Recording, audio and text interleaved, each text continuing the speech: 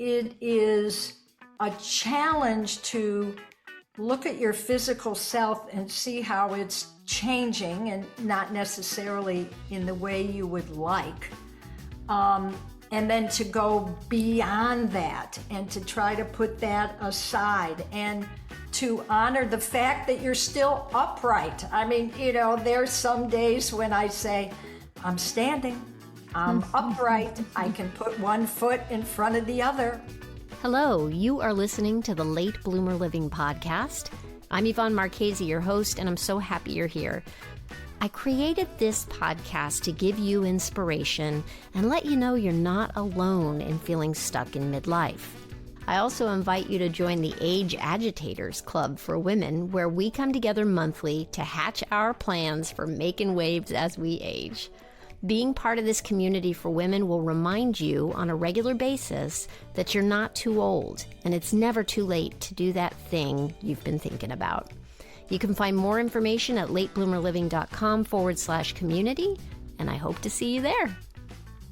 Hello, my friend. Oh, we're going to have some fun today.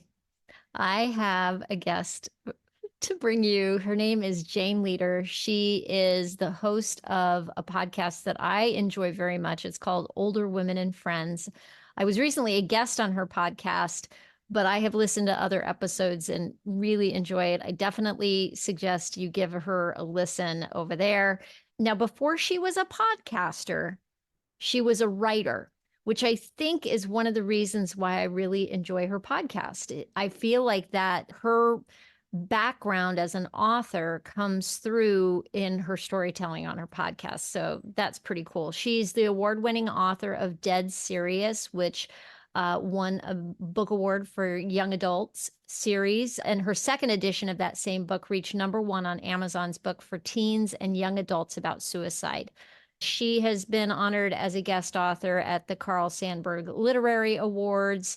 She's was born in Detroit, Michigan, the Motor City, the original home of Motown. She is a baby boomer who came of age in the 60s.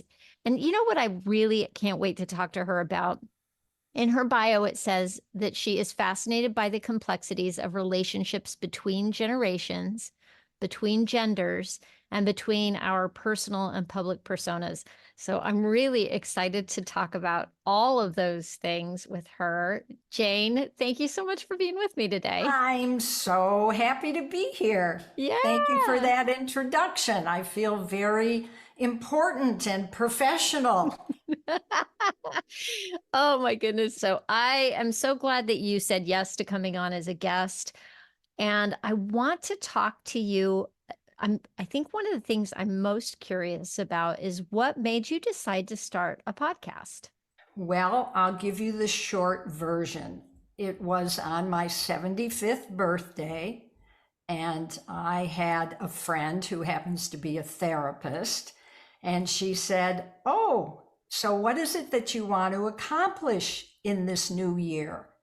And I said, I don't think I want to write another book. I don't want to spend 3 years of my life in isolation, researching and reading. That's not how I want to spend my time. Well, I said, what's most important is the health of my family, my friends, and myself. So that's certainly something I hope that will be achieved. I don't really want to watch. I don't really want to work on feature pieces. I don't want to go through the whole pitching process and the rejection letters and the pile of rejection letters, that I could use to start a bonfire on a cold evening here in the, Midwest. And then I don't know where this came from. I really don't. I said, I want to do a podcast. And she started squealing and she said, oh my God, that's what I was going to say. That's what I thought. And it was like, I got that kind of little push over the edge. And that was that. So after researching, and as you know, coming up with a title that's unique, but still is interesting enough, and coming up with the music and finding an audio engineer and trying to figure out my mission. It took several months, as I'm sure you can appreciate, before I was ready to hit the ground running. But that, and the fact that I am an older woman, I was 75 then, I am 78 now, and will be 79 in a couple of months, which is just a complete freak out. A lot of older people say, well, I don't really feel my age. I don't really feel my age. I do from time to time on a physical level. I'm sitting for a long time and I stand up and I have to kind of shake my limbs to get all the juices flowing That happens and to the me now, Jane. back in all of my limbs and my joints. But I'm a happy camper and so grateful that the muse landed on my shoulder that day and said, Jane, you should do a podcast, because I wake up in the morning and I'm excited. I look forward to what it is that I'm doing. I also have free time, so I can take a dance class or a Pilates class, or I can meet a friend for lunch or to hang out in the garden. So I feel like I have the best life that I possibly could have at this point. That's amazing. Did you immediately know what your topic was for your podcast, or was that a kind of what would the podcast be about? Oh, it could be this, it could be that, could be this, could be that. I never skipped a beat. I knew that I wanted to do something about older women and younger women who interact with them, on many, many different levels. I had a mission, and it was to, again, it's not necessarily unique, but to look at stereotypes that surround older women, to hear the stories from older women so that people who are listening go, wow, that's cool. Oh, that sounds interesting. Oh, she's very smart and active, and to kind of blaze the trail, set the scene so that younger women can look at older women and say, it's not something to fear. It's something in many ways, not physically, but in many other ways of looking forward to. I love that. Older Women and Friends. First of all, I love the title. And when you started it, wanting to have these conversations, was it just to talk about and highlight interesting women doing interesting things? And was that kind of where you saw it all going? Well, you and I talked on our episode of Older Women and Friends, and we talked about the importance of stories. And so, first off, I wanted to hear stories from older women about themselves and what they're up to and what they've learned and life's lessons, and also to hear from younger women who are fascinated and are smart and can see. I'll just take one example, self-care, and the way self-care is defined in our society is having facials and buying all kinds of anti-aging serums and goop and all that stuff. Yeah. And yet self-care really comes from within, correct? I mean, it is taking care of ourselves, and it's much more internal. And I enjoy talking about that and having an expert who spends her life thinking about that and writing about that. And then I appreciate younger people's opinions because, oh my God, if you see any of these ads on television or print ads where they've got like an 8-year-old who's thinking about Botox, or an 11-year-old who's going out and buying a certain facial cream because it's anti-aging.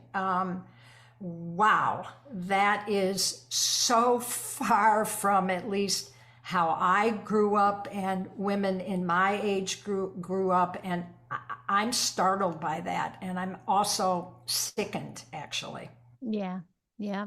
I am with you. So part of what I do is not going to necessarily reach that audience, but maybe it will reach their mother or their grandmother or just a family friend who can pick that up and, talk about how beautiful we are, whether, we've got wrinkles and crepe paper skin, because, hey, you're not going to escape it unless you want to spend thousands and thousands and thousands of dollars every couple of years to have your face fixed and your arms fixed and your belly removed and all this other stuff. And I might add, in many cases, end up looking nothing like yourself. It's like, don't mess with it, just take it as it goes. It's hard. And I can totally see why women have work done. I get it. You know what I mean? No judgment on it.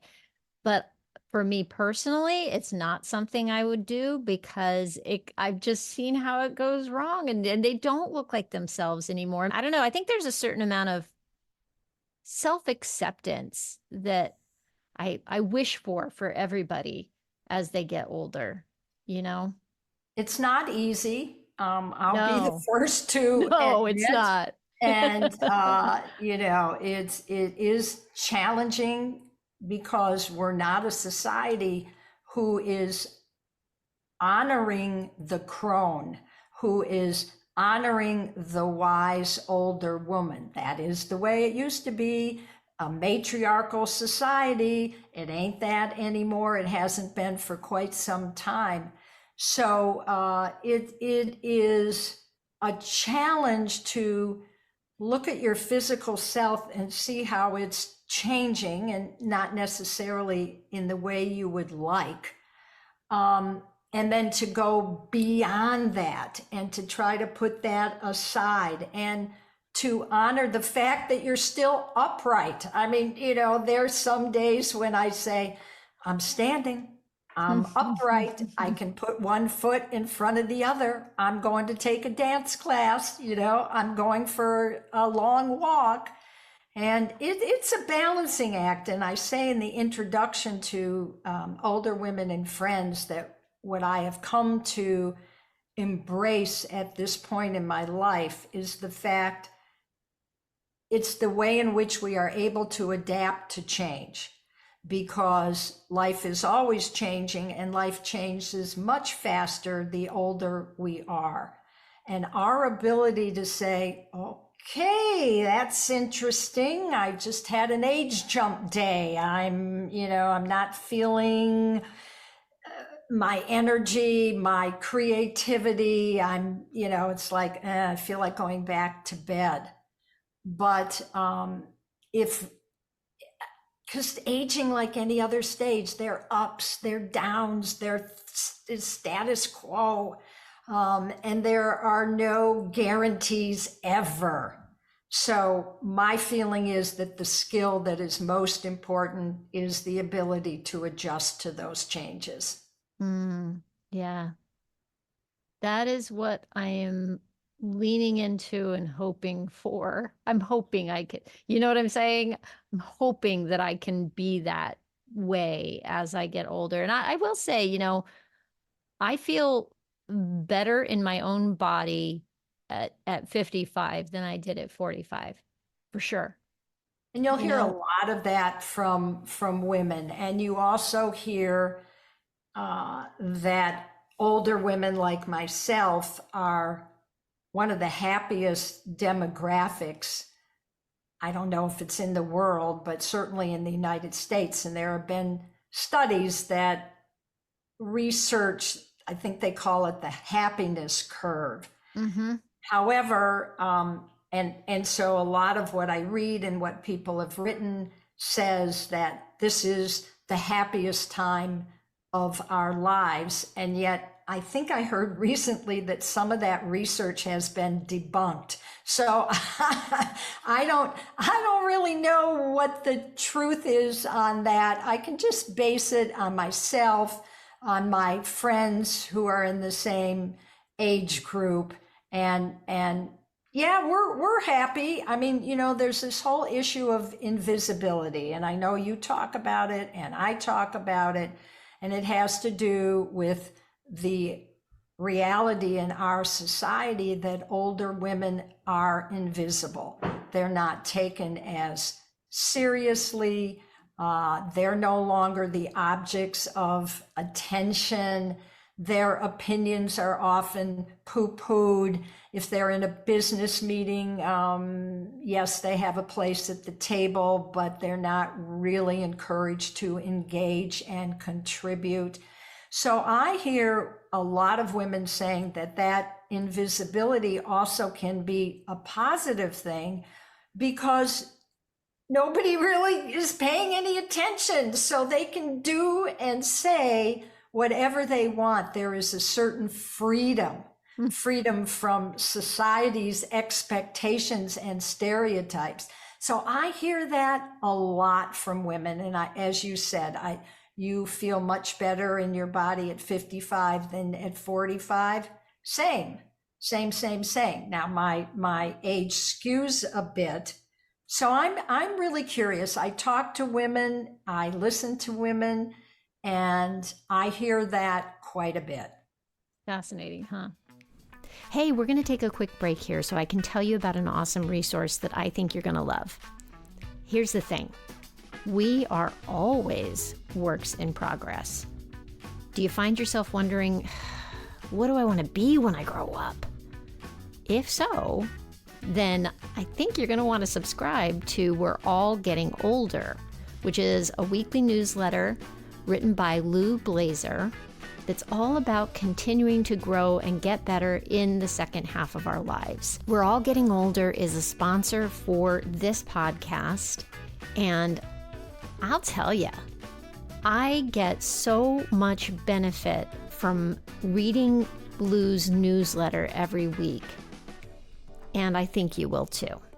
She writes the newsletter for midlifers who believe in getting better as we get older and making the most of life's second half.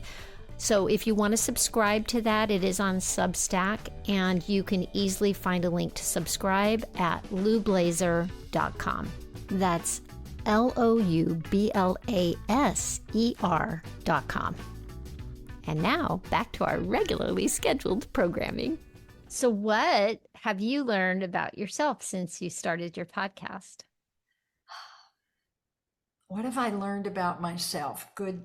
I've learned some very positive things, and particularly as a podcast host, I'm able to take skills and tools that I have developed over decades, and somehow they all are being called upon at this particular time in my life. So I am first and foremost an author and a journalist. So there's writing involved, right? I mean, at least for me, there's the introduction, there are the show notes, there are the interview questions. I also, because I've written a ton of books and interviewed hundreds of people, I like to think that my interviewing skills are well honed. The jury may be out on that, but that's what I think. The ability to express myself, and sometimes I get really tangled up in my words. Sometimes it's like, cut, please, can we start that over again? That made absolutely no sense. But the ability to laugh at myself, to say, okay, well, I messed that one up, take two, and, just to keep on trucking. And I've also learned that there are some people out there who like listening to me and like listening to my guests and come back for more. So yeah, it's been a great experience. I know yours has as well. I have no interest in cutting that off anytime soon. That's fantastic. And do you have anything coming up that you're excited about? I am going to interview tomorrow a woman by the name of Dr. Catherine Etsy. and she is on the cusp of turning 90. She is a therapist still working, a sociologist still working. She is an author, and her book right now is, I don't have the title in front of me, but it has to do with living the best life you can in your 80s. I love it. I can't wait to listen to that. Yeah. So, and she's so excited to do this. I've gotten so many, emails and can't wait to do this, can't wait. And she wrote a New York Times opinion piece a couple of years ago, and that may have been where I heard about her. And she talked about some really interesting things like we are living with death as a neighbor.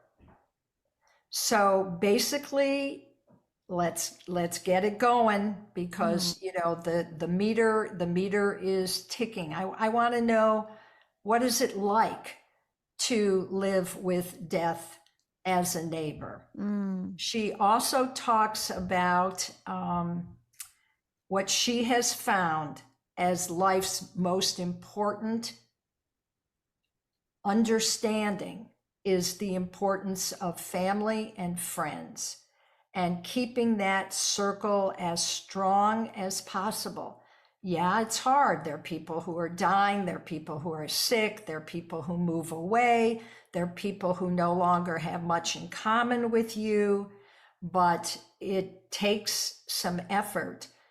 But this naturally decreasing circle needs to get a little shtuk so that it can grow again.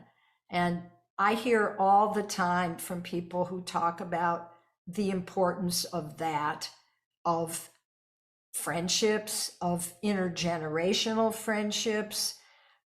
That is someone who is much older as friends with someone who's much younger, or vice versa. And I'm trying to think, she said something else that I just read. Oh, I know. So during the pandemic, she said she and her boyfriend were kind of running back and forth, and sometimes they'd spend time at her place and sometimes at his. But with COVID, they were told, you guys got to settle in. We can't have you moving back and forth. And so they moved in together. That's awesome. And they had a blast, and they had someone to talk to, someone to share books with and films with. So she said, there was all this doom and gloom about, if you're 65 or older, your chances of getting COVID are extreme. And so you must be vigilant. And she said at a certain point, it was like, hey, we were having a good time. I was not going to let the fact that people in my age group were necessarily more prone to getting COVID. And I just was giggling and giving a fist pump. So that's who I'm going to be meeting and interviewing tomorrow. Wow. Wow. Talk about life goals. That sounds amazing. Yeah, that whole idea of regenerating, friendships as you get older and you've gone through the loss of friends around you and siblings and parent, I think of my mother-in-law who is 95 and plays bridge 2 times a week with a group of women, and that is her lifeline, and she's hilarious. She goes to the doctor, which is more frequent these days, and she'll say, I don't know anybody who gets as much out of a doctor's appointment than I do. I just love, I get out and I'm out of the house and and she has not stopped being social. She has not stopped, you know, pushing herself to do that. I And can't wait to hear that episode. Sky Bergman, whose documentary I think is called Lives Well Lived. And as I watched that and listened, I picked up on the fact that not only are friendships essential, having a sense of humor. Mm. even being self-effacing. Gloria Steinem was the keynote speaker several years ago at the San Miguel de Allende Writers Conference. And that's a pretty big conference with people coming from all over the country. And the thing I loved about her the most was her ability to laugh at herself. There were things that she said, or she was talking about experiences that she found absolutely hysterical. And she was not afraid to say, yeah, I mean, that happened that day. And then I bumped into him and I'm making all this up. And, he fell down and he has whatever. She was so approachable, so lovable, and so at ease with herself that she could tell some little tales, about herself or about people in her life. And she thought it was a gas. So I really think the ability to laugh and to laugh at ourselves. Memory issues, well, that's fun. There's no doubt about it. I'm forgetting my phone number, stuff like that. And at this point, I just turn it into a game. It's like, okay, how many seconds or minutes or days is it going to take me to remember that person's name that I knew like, a best friend, and I have no idea who she is or what to call her. That stuff happens. So, you either got to go with the flow, and it sounds corny, but honestly, again, it has to do with transitions from really sharp memory and a great student, and then suddenly you can't remember your phone number. Okay, that takes a little bit of adjusting to, Yeah. but there are all kinds of things that we can do to enhance our memory, to enhance our brain power. And, it's like, okay, so yeah, I guess I'll start trying to learn Italian. Or who knows, I'll become the New York Times Sunday crossword puzzle expert, winner, the best, whatever it is, whatever you can find to do to keep things well oiled. Just like, as I said, when I stand up sometimes, I got to kind of move around a bit and get that oil flowing throughout my joints, my body, before I can actually stand up and walk as if I don't have a broken leg or a broken hip. Yeah, Oh dear. Yeah, it's a absolutely. gas. It's really interesting. I guess I'm having a good time. Aging is not for the faint-hearted. It just No. isn't. But it's I love talking about it with somebody like you who has a sense of humor about it, who is, you keep trucking and you're intrepid and to start a podcast later in life is no mean feat. It's a lot of work to do a podcast, and I just am watching you and feeling all kinds of inspiration. Oh, So thank thank you you for very that. much. Thank Yeah. you. I appreciate that. Yeah, That's good. absolutely. Yay, go team.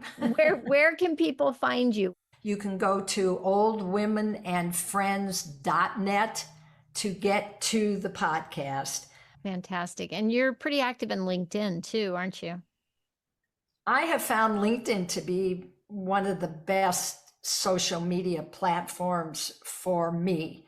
I've just met a lot of fascinating, interesting people, and I feel appreciated when I'm on LinkedIn because there are these fabulous, interesting people who want to comment on what I have to say, positively or negatively. But there's some interaction, which is unlike some of the other schemes that you and I have come up with to try to open up, conversations with guests and other interesting people. And it's like, did anybody get in contact with you today? No. Have you heard from anybody in the last year? Not really. So it's like, Hey, she's laughing. I'm glad. I do. You asked about what I've learned about myself as a podcaster, and I think I also have to add feeling comfortable with my sense of humor because it's not something that I've always been upfront with. And yet, hey, I like to laugh. I like to make people laugh. And I feel more and more comfortable doing that. So thank you for giggling over there on the other side of the screen. I love your appreciate it. sense of humor. That's Thank one of the you. things that I like most about you. Thank you. Yeah, absolutely. Well, thank you. Thank you so much. This has been tremendous. I can't wait for everybody to hear this episode and just thank you for your time. Thank you, Yvonne. I deeply appreciate it. Adios. Well, there you have it. I love Jane's spunky way of just doing what she wants to do. There's a certain playfulness to her podcast, to her approach to things, and I am totally inspired by that. So if you want to check out Jane's podcast or learn more about her, I will have links in the show notes for you. Just go to latebloomerliving.com/podcast and you can get connected with Jane. She's awesome. And speaking of playfulness, how are you feeling? Have you been playing enough? Here's a question for you. Do you ever get a twinge of guilt when you are enjoying a playful moment? Like you should be doing more grown-up stuff instead? Like does your to-do list just suddenly pop into your head and you're like, what am I doing? I should be going and getting stuff done. It happens to me for sure. We get older and suddenly play is a luxury, or it's considered to be a luxury. But we've got to stop denying ourselves. It's not good for you. Play actually helps to keep us healthy. Taking those mind breaks is good for us and helps us focus when we actually need to. We're naturally wired to learn through play as children, and yet somehow we think it's self-indulgent and irresponsible once we become adults. So, this is your invitation to join me in the Unlocking Playfulness Play Shop, which is coming up Saturday, May 4th. It's going to go from 11:30 a.m. Eastern Time to 1:30, and it's going to be in Zoom, so you can join from anywhere. You can get more information and register at latebloomerliving.com/play. And I'd want to invite you to disrupt your day with play and see what it does for you. Come join us. On another note, Mother's Day is right around the corner. And if you don't have your copy of In Full Bloom, A Guide to Aging Playfully, then I think it's time to drop some hints, folks. You can also find that on my website. Thank you so much for being here with me today. Next week is the beginning of a 2-part installment for Mother's Day with 2 different guests sandwiching Mother's Day on either side. So in the meantime, have a great week. Stay safe and well. Talk soon.